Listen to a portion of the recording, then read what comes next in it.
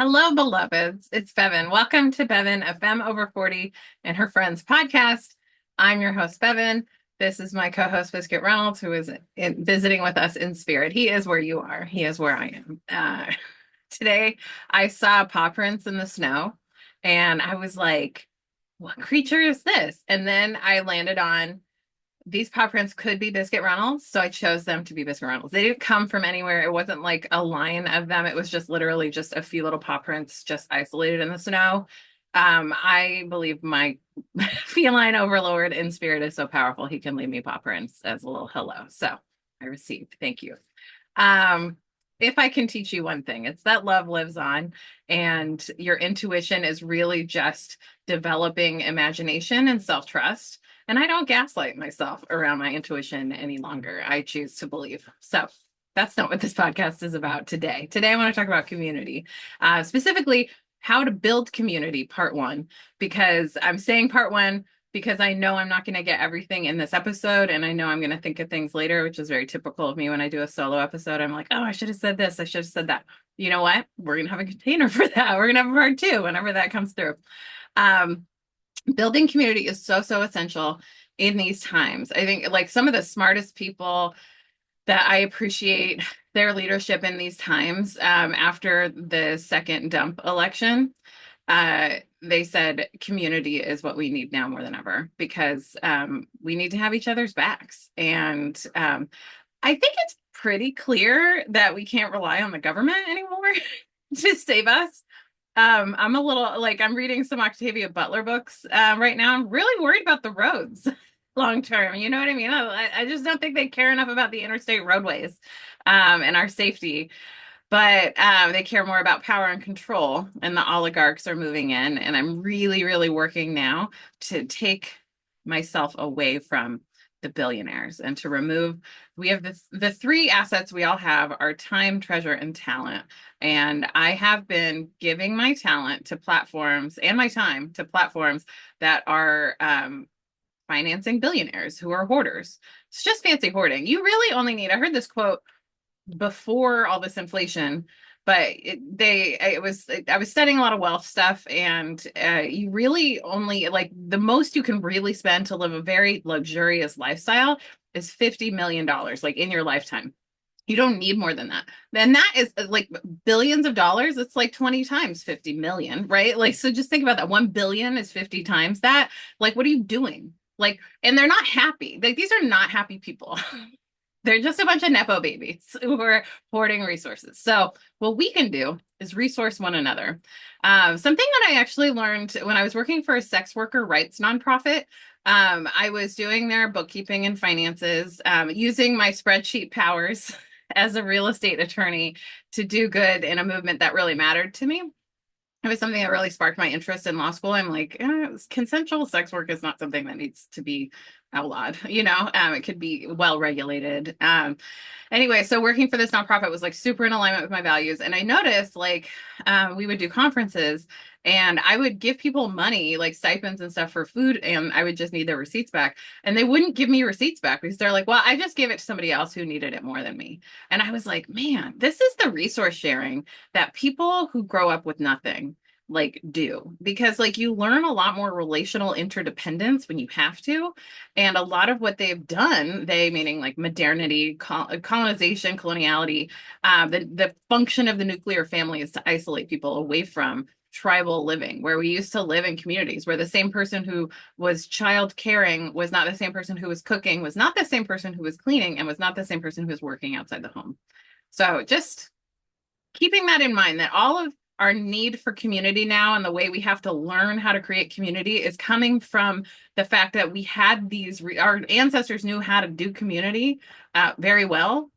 I mean, like you didn't live if you didn't live in the community, right? Like, and it was stripped from us slowly but surely because of people hoarding power and control. Like when I realized that like my Irish and Scottish ancestors were forcibly moved from their home by a bunch of British soldiers, like redcoats with guns on behalf of hoarding kings, like I'm just saying, like it just it radicalized me in a way that like I was like, Yeah. I'm going to just continue the legacy. I know that I am directly descended from healers and directly descended from radical teachers who have always been speaking truth to pseudo power.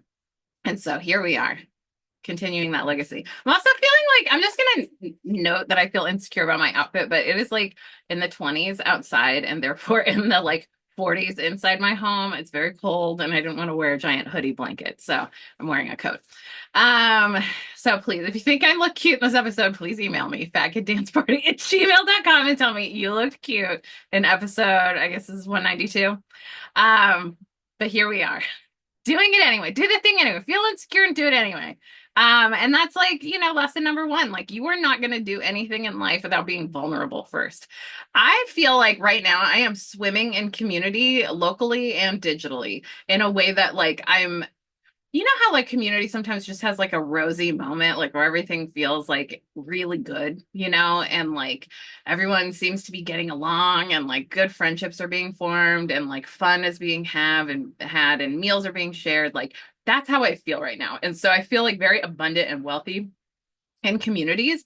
But I will tell you, the communities that I am part of all began because someone was vulnerable and invited me, either a couple of them or to their home for soup, both of them actually.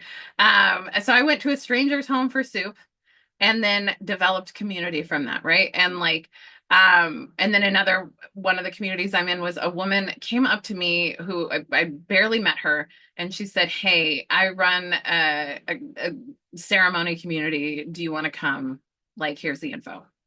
And so I showed up to this thing I barely knew anything about. I brought a friend. I will say sometimes bringing a friend does ease the social anxiety of showing up solo. But you know what? Like, I'm really learning how to work through my social anxiety and just do it anyway. Just, everything good in life is just being uncomfortable a little bit. I was really uncomfortable earlier today, but just for a few minutes, and like, I know I'm capacity expanding and eventually that won't feel uncomfortable to me or maybe it will, I don't know. Like, but hopefully I will grow into just being normalizing it, right? Like just expanding what's possible and what's in my comfort zone because I have seen the benefits of showing up to a stranger's house and saying yes to soup.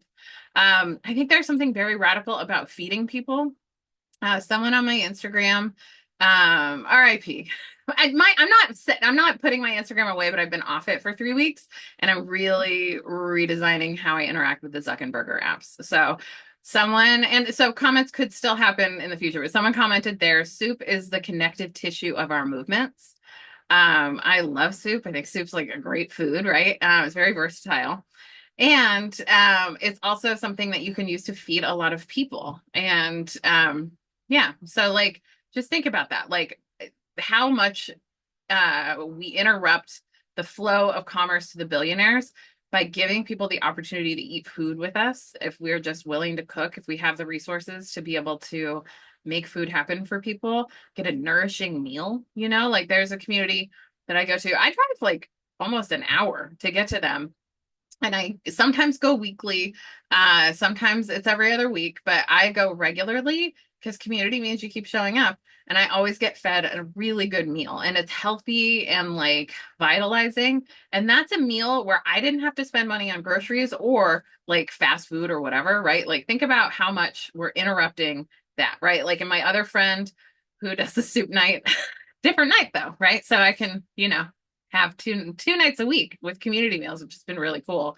And that meal is another way that it interrupts, like, and then I don't have to spend the time cooking, right? Like, the Wednesday night cook, she had this thing that she did called Dine and Dash for a long time. And I've been brewing a blog post to just present this idea to the universe, but I'll say it to you now as a way you could create community is a Dine and Dash night where literally people can just show up, eat, they don't have to do any dishes and they can go. But you could also do like to go containers. Like I think a Taco Tuesday Dine and Dash is such a great idea because tacos are such a versatile food and they're way better when there's like a bar of fixins and you can just customize.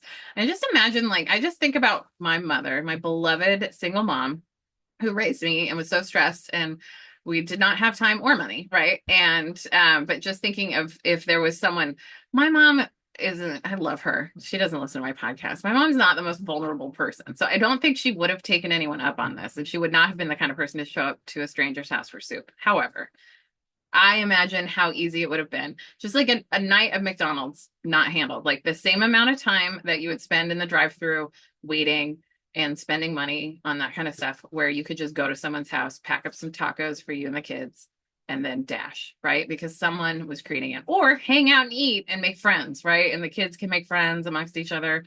Um, Dine and dash night. It's a possibility. I strongly believe, I say this quote all the time. I don't remember where I got it. Community means you keep showing up, right? Like that's how you build community. You just keep showing up. Um, my leak teal, one of my favorite people on Instagram, and but she has a great podcast, so I'm going to focus on that. But she says, if you want community, you have to be community, right? So you have to show up as you want to show up. I think a lot of people who complain that they don't have community are unwilling to be vulnerable and unwilling to keep showing up, right? And like are not showing up like to community as community. And it's a little bit of a call out, but it's true, and you just got to be willing to be vulnerable.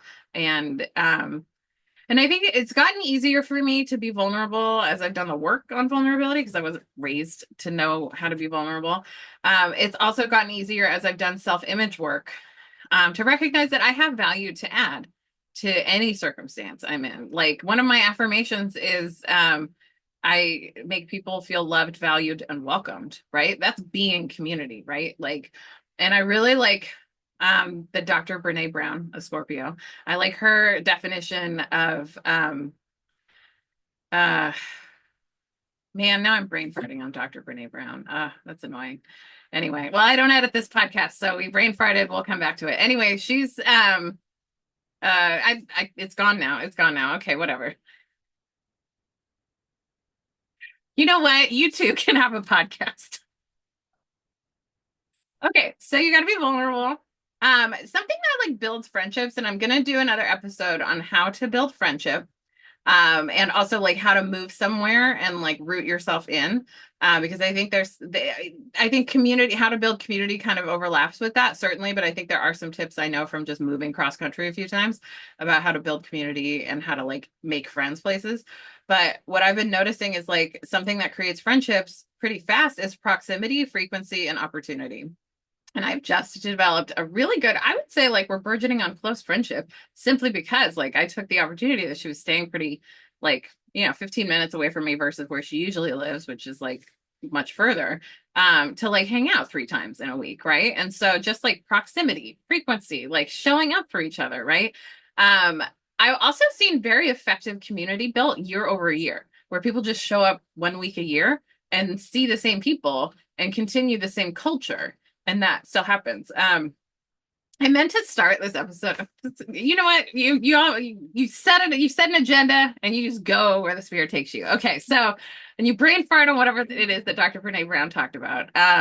It was about risk and vulnerability. Anyway, I wanted to talk about all the different ways I've been experiencing community my whole life, because I am certainly like I'm a community project. I am not self-made. You know what I mean? Like I say DIY because I create things myself and I don't have big producers or anything like that. But I am certainly like a person who has been raised up in great communities, and I'm very grateful for that.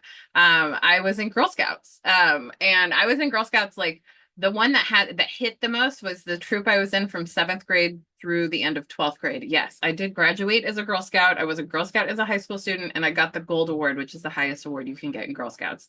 You're not shocked. But Girl Scouts taught me a lot about service, values, and community. I also went to Girl Scout camp, and camp taught me a lot about culture, proximity, and creating like the environment you want to create, right? And also, this is another little thing I learned about camp, and I'm employing, and it's totally off topic, but we had to take a 2-hour break every day. So we were like responsible for children as young adults for 22 hours a day, but we had an enforced 2-hour break. I will tell you, now that I've been dog sitting, cat sitting, pet sitting, I need the 2-hour break. I have to leave for 2 hours a day. Like it's so important to have a caregiving break. So I'm just going to say that as a learning I have. If any of you out there are caregivers, like you need a 2-hour break every day. Figure it out. Anyway, I was also a drag performer. I was in a drag king troupe. You can't unsee when you see me in drag. I was in a drag king troupe, starting in 2002. And we performed internationally, um, through, I want to say like 2007 was when the troupe was kind of fizzling out. 2008 was probably our last show. And then from there, I kind of moved into doing cultural production and nightlife production that surrounded identities. So like this is when like the Femme conference was happening. I would go to those. The Femme Family in New York City was a community organization that I founded with a bunch of other queer femmes. We made some really cool art and nightlife. And then I started doing things on my own as that group was kind of fizzling, right? We made community, we had a heyday. And then, like, this is the thing I'm learning about community, and I've learned through experience. I want things to just stay the way they are all the time. Or I used to want things to stay the way they were. And I would think, oh, this is so great. This is gonna be the best day ever every day. I feel very much like the main Barbie character in the Barbie movie. Like I say affirmations when I wake up. I love bows. I love the color pink. I love to have a positive attitude. I would say like she's supposed to be stereotypical Barbie, but I actually kind of think she's Zen Master Barbie because of like the way she can meditate and like vibe and like connect and the way she like really embraces her emotions as they come through.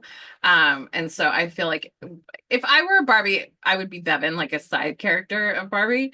However, I do kind of love Zen Master Barbie. Anyway, we've gone to another tangent. And yet here we come right back to building community.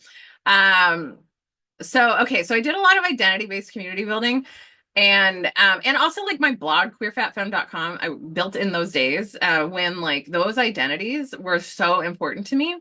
And I genuinely believed at that time that if someone else was queer, fat or femme, that meant they were trustworthy and someone that I could rely on.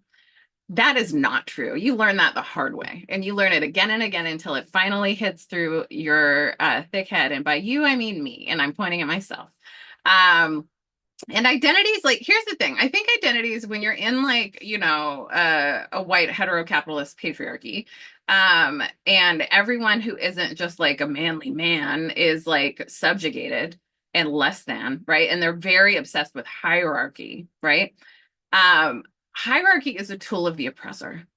And you don't have to live that way. You don't have to live life like it's the cafeteria in middle school and everyone is like stratified based on like where they sit and what table they sit and who they sit with. That is BS. Celebrity culture is dying. Like we are not worshiping people because of hierarchy. At this point, we are values-based community mycelial networks sharing resources and information and working to relieve ourselves of needing money to live. The fact that you're born on this earth, this plentiful, resourceful Mother Earth, and you have to pay money to have somewhere to sleep is bonkers. And it isn't how, I mean, we humans could have designed anything, and yet they came up with money and bills so that they could force labor. Okay. This my soapbox. This is my podcast. Okay, so anyway, I did a lot of identity-based stuff, but I actually think we are all in this together.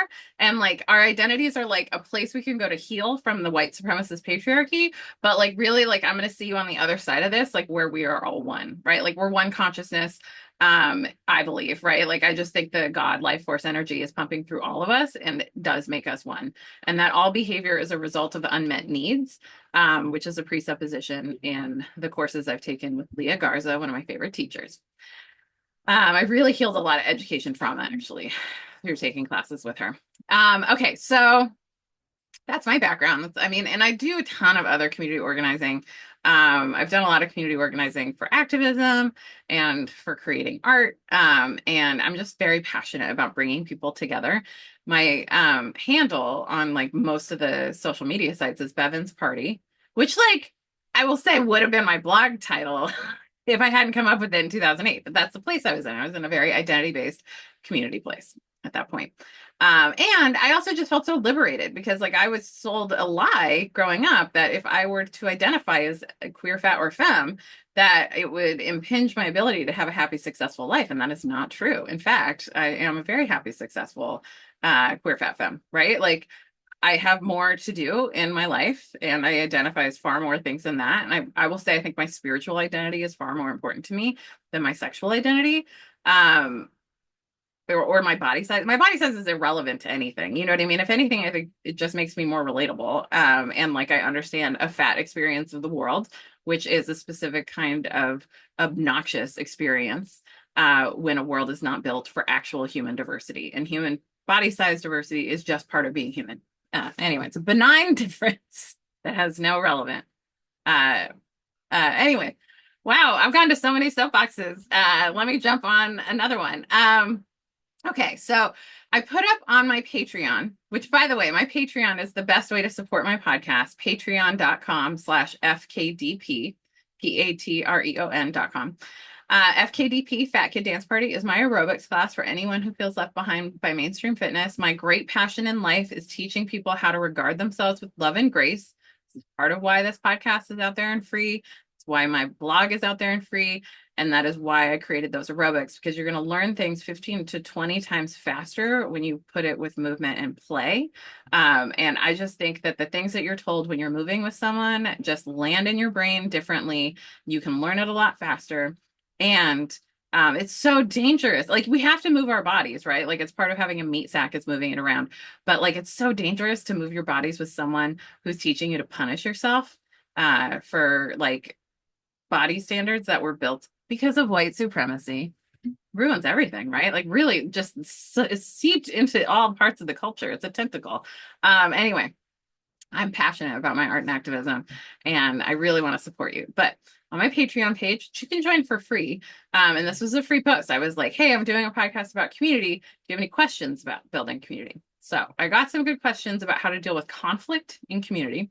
And I'm going to get to that in a deeper discussion in part 2. But I'm going to talk a little bit now about like how to be in community with people and like not get so sucked into conflict, because a lot of the hierarchies that we're taught to have makes us like believe it's like creating a mythology in our brain that someone's better than us or someone's less than us, when in fact true humility is just recognizing common humanity. Like everyone is smarter than me about something, you know what I mean? And like none of us is as smart as all of us together. So a group is going to come up with better solutions because everyone can see things from different perspectives. So community is super vital, not just for like resource sharing and networking and like helping each other, but it's also good at like just being able to see things in a new way. This is why 12-step is community based, because like the support of the community is what helps people get sober. You can't do it alone. No person is an island. So I really think about like white supremacy. I'm gonna keep railing against white supremacy because it's what I do. Purity culture is part of white supremacy, right? Like there is a black and white thinking. There's just one right way to do things, and that's not true. Actually, there are so many right ways to do things, and it might be right for the moment, right for the person, right? Like you don't know. But I think there's a lot of like, I'm just gonna say there's a lot of ire that has come up with people expecting people to be perfect and expecting their community spaces to meet all their needs and expecting their community spaces that everyone is going to have the exact same politics and the exact same mindset on everything. And that's just not true. And I've seen a lot of communities fall apart because they don't meet the purity standards that like I don't think people understand. Like a lot of people are just like railing against it because they think they're railing against racism, when in fact they're not doing a very good job of like helping people understand like what they're doing is racist, right? Like, and I want to say like there isn't like, you know, it's call out culture is just not it. And like there's some really good pieces Adrienne Marie Brown has written on her blog, which I believe is adriennemariebrown.com, about call out culture and why that doesn't work, right? So it's using the master's tools, shame, to dismantle the master's house, which it never will, right? Like we have to create something else. We have to call in, we have to love people. And I think honestly, the best way to create change in other people is to change yourself and model how peaceful and wonderful it can look like to work on ourselves, right? Because we're all raised in a culture of white supremacy. So of course we have these toxic ideas that we just kind of have to unlearn. And you get around people, like you really become the 5 people you spend the most time with. So I get real intentional. Like I'm going off of Instagram, I've been very intentional about like who do I want to be like? Who do I want to emulate this year, 2025? And so that's how I kind of decided where my time would go. I wrote a really great blog post about it, queerfatfemme.com. And I've been writing about like the addiction to Instagram and like how I'm strategizing doing my content moving forward without using Mark Zuckerberg as a business partner because he sucks as a business partner. Anyway, so I think like when people think about conflict in community, I think a lot of conflict I've witnessed come up is because of people's attachment to purity culture. So I would just like, and I will also do this, like their self-image and their perceptions of safety and what other people are supposed to do to make them feel safe. Because that is white privilege, is expecting the world around you. It's an entitlement. It's expecting the world around you to make you feel safe. When in fact, the real work is getting super safe inside yourself, developing that sense of safety and bringing that everywhere you go. Like people can't offend me because I choose to not take offense. I remember leaving a party I was in Los Angeles and I was like, I paid money, I paid good money to go to this party. And it was like a dinner. And I got there and like all of the seats were on the floor. I don't sit on the floor. I sit on the floor for a yoga class. I sit on the floor when I need to, but not for any length of time. And I like floor sitters, God bless you, but that's not for me, right? I've been going to this like ceremonial circle every week for the last like I want to say it's like 100 days or so. It's just been since October. And it has been life-changing. I'm so grateful for doing these ceremonies with all these people, right? And I was invited to do it. And then I showed up and I was like, I love talking about astrology. I love doing ritual with people. This is the best, right? Like I just like had so much fun. But they do a sitting circle. But the person facilitating the circle did such a great job of giving permission, first of all, for us to like just have human needs and like move around as much as we need to go. And she always has tea service set up. So I love to have my little cup of tea. And sometimes there's snacks. Sometimes I bring snacks. Sometimes other people bring snacks. It's like very loose. And so it's like a facilitated circle. Um, and and also I'll tell you this, as someone who produces community, you just got to start. If you have an idea, like just talking to her about like the community she started, like she's the one who pays the rent. She's the one who does the marketing. And she does one of the ceremonies per month, but she used to do all of them and she learned that was unsustainable for her. So she got outside facilitators to come in and do one each a month, right? So she could lighten the load on herself. But she wouldn't have known that she needed that unless she was willing to start. So you just got to start before you're ready, like everything, and just let it go and know that you can just like pivot as you need to, right? Like I don't think we're graceful enough to pivot in this company. That's again another symptom of white supremacy is like black and white thinking and like it has to be this way and I have to be perfect and because if you're perceived as anything less than perfect, you're unsafe. So being a facilitator means also, it's another tip for creating community. You have to be willing to show up and be the only one there. I've only had like probably about a dozen of my aerobics classes and I've taught more than 800 at this point. I think it might be closer to 900. Only about a dozen I've had no shows, like anybody coming, but it still happens. But I'm the one that has to show up to every class. So, you just got to do it, right? You just got to be the one that's willing to hold space. And then because you're willing to hold space, other people have the option to come. And like for me, like I saw value in this and I coordinate my own schedule. So like I go every week that I possibly can, right? And like I love it. I find so much value in it. And this is another I'm just bopping around all over it. There's no outline for me. I tried writing an outline. It's fine. I'm a cute ADHD gal, and I'm really glad to be here. And I'm glad you're here with me too. Thanks for your time and your attention.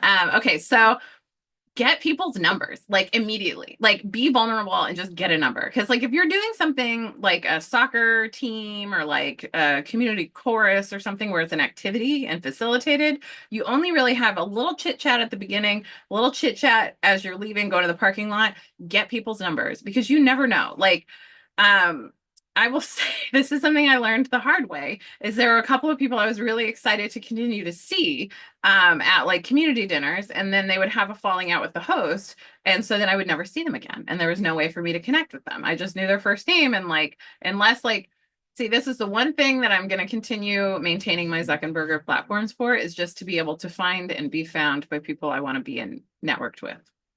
I'm also on LinkedIn. You know what I mean? Like I'm just here on these apps, but like who knows how long we get to have these apps, right? Like I created 6,600 posts for Mark Zuckerberger and like he could delete them all at his whim, right? Like so um, get the numbers. I am actually working on creating a physical address book again, like it's the 90s. I am not relying on technology because we don't know, like overnight Apple could just decide to bend the knee to dump and like delete all our phones. And then we don't have anything but what we have written down.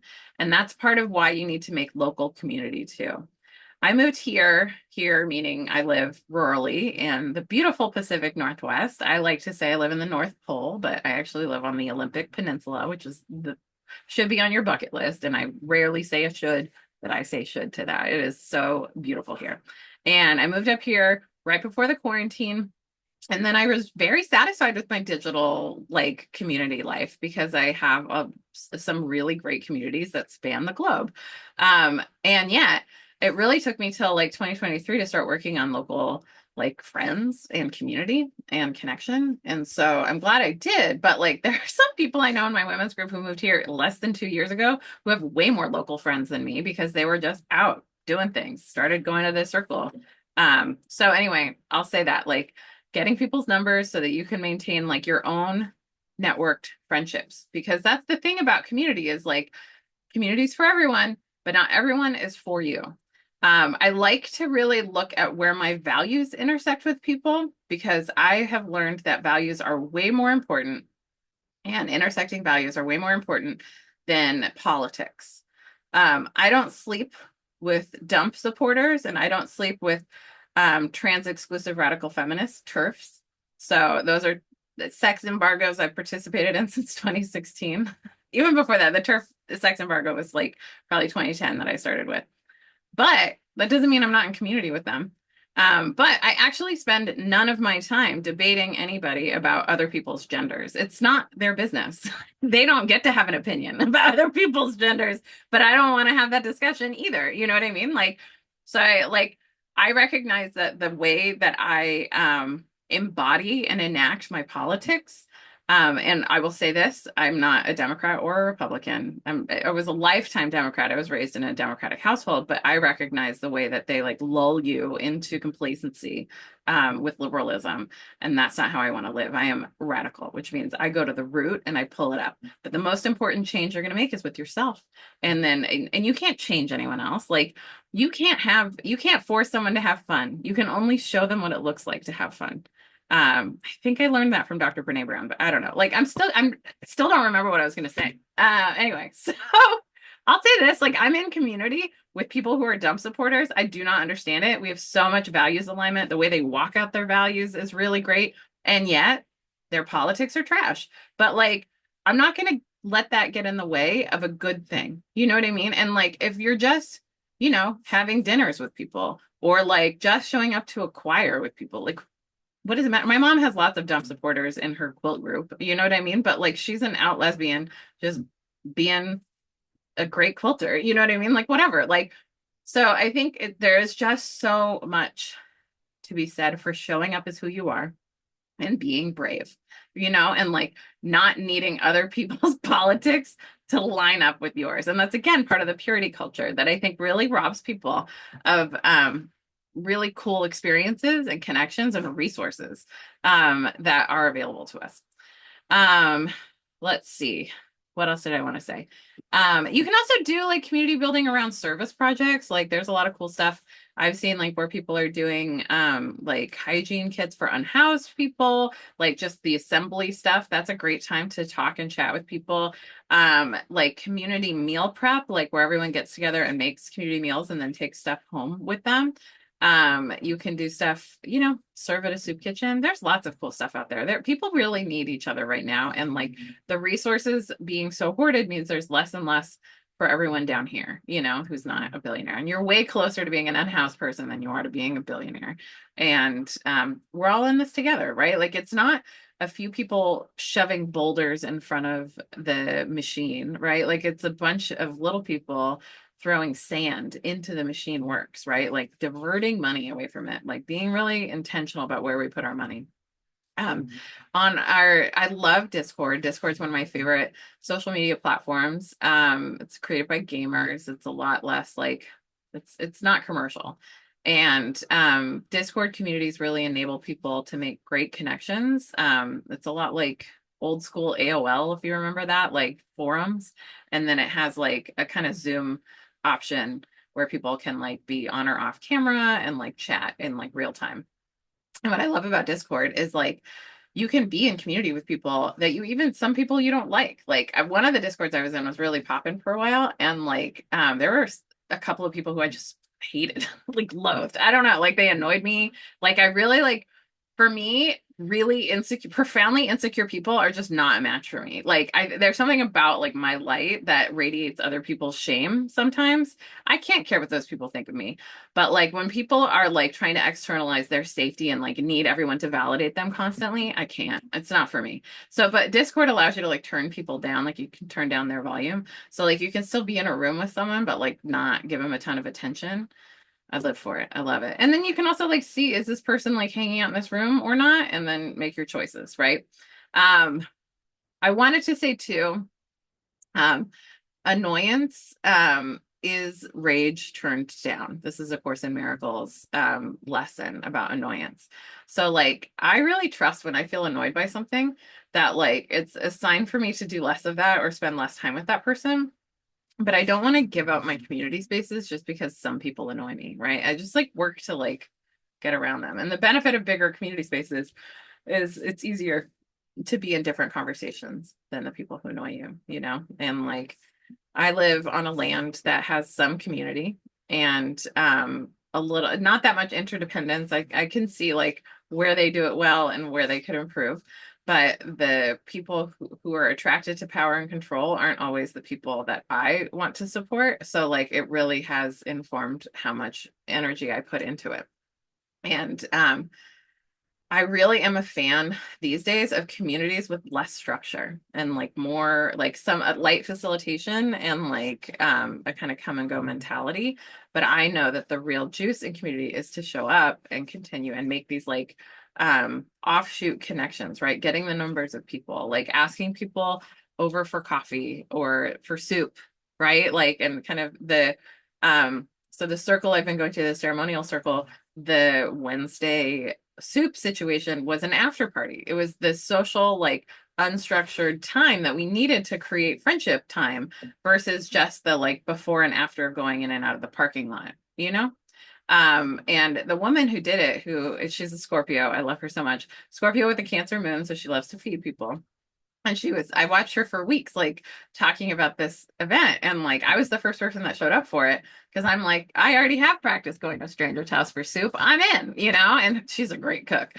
And, but she was so vulnerable about it, you know, like it was a growth edge for her to be like, you know, risking rejection, you know, but rejection, here's the thing I've learned about rejection. And I've done a lot of exposure therapy with rejection is like, you just have to do it. You just have to like, risk it because like the risk of not doing it means you already got the no, right? But like if you risk asking, then it might be a yes or a maybe or a not right now. And most of the time when people say no, it's a not right now because they don't have capacity or for whatever millions reasons, right? So anyway, all that to say, show up, take the risk. The person who shows up the first time is the real leader. You know what I mean? Like that's where community is formed is when people really start showing up.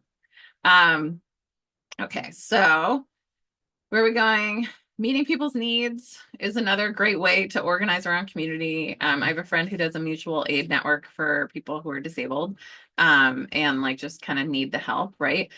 Some people are just like, some people, I'm pointing at me again, are so like not great at executive function that they need someone else to just be with them and hold their hand to do hard things that like maybe take 5 minutes when you finally do it. I'm still pointing at myself. They maybe take 5 minutes once you finally do it, but you really needed to do the thing and you procrastinate about it forever. Anyway, yeah, sometimes showing up for people in that way is like so radical. I'm really, again, I'm like into this idea of like spreading like dandelions, right? Like this is a concept I got from Adrienne Marie Brown's book Emergent Strategies, which I highly recommend, and I in fact want to reread it in 2025. It's very like dandelions spread through their root networks and through their seeds. And I think there's another way they spread. And they're incredible community networkers. And did you know that every part of the dandelion is edible? You should be really mindful about where you pick them, like by the side of the road with all that fuel on them, exhaust, not ideal. But like dandelions in an area hasn't been treated with pesticides, munch away. Like there's so much you can do with the dandelion. Powerful, powerful little plants. I have a whole different perspective on dandelions now than I ever did before. My ex used to spend hours weeding our front yard trying to get rid of the dandelions in the lawn because it bothered our landlords. And she was really always sucking up to the landlords. It's so funny. The more work I do on myself and the more I like look back and recognize her anxiety and scarcity mentality and like how that was holding me back. Anyway, another thing I wanted to say is like, as someone who is like very much a leader, like just like that's kind of my personality, but it's also, what Girl Scouts trained me to do is leadership. And like I actively study leadership and communication now. I've been on that path for like when I realized as a small business owner and a community builder, I was in a position of leadership. I was like, oh, really? So then I was like, well, I guess I need to study this stuff. So I've done so much study on leadership. Something that is very helpful for me is showing up as a participant. You know what I mean? There is leadership in just showing up, right? And there's leadership in how you bring yourself and how you communicate, but there's also like not rage taking over when you get frustrated by something. I think a lot of people who like power and control just take over because they feel unsafe. And I feel safe showing up, so I'm just going to show up and like not rage quitting either, because I've also done that too. Like I used to be a very black and white thinker and, and I'm still like kind of a Scorpio moon cutoff queen. Like, if someone is abusive, they're done. I'm done. And I don't, none of the cutoffs I've had in my life, I don't look back with any regret. I have gotten so good at discerning my boundaries and priorities. And like my social battery is like very finite and I need it for work. So I have to be very intentional about like where I show up and how I show up. So I'll show up to community and there are certain people I'll spend time with in community, I'll smoke a joint with them, like I'll have a cup of tea with them, right? Like whatever.